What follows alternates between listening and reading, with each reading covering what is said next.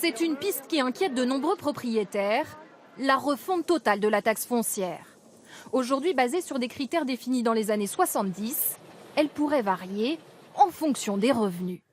Ce retraité qui travaillait dans le secteur informatique habite un 100 mètres carrés près de Montpellier. Voilà, vous êtes dans la pièce à vivre. Elle fait un peu plus de 30 mètres carrés. Montant de sa taxe foncière, 1 519 € l'an dernier. Moduler cet impôt selon les revenus, une mauvaise idée selon lui.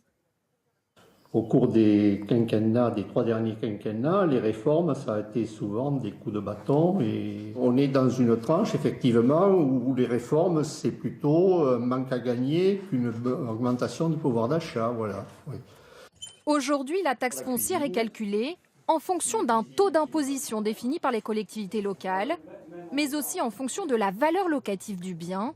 Sont prises en compte la surface, le type de chauffage ou le nombre de salles de bain.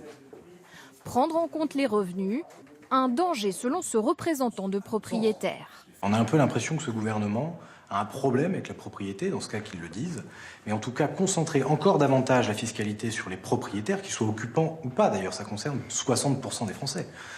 Ça nous paraît totalement injuste et discriminant. Aujourd'hui sont exonérés de taxes foncières uniquement les personnes âgées ou les handicapés aux revenus modestes. Un rapport sur la réforme de la fiscalité locale sera remis fin avril au gouvernement.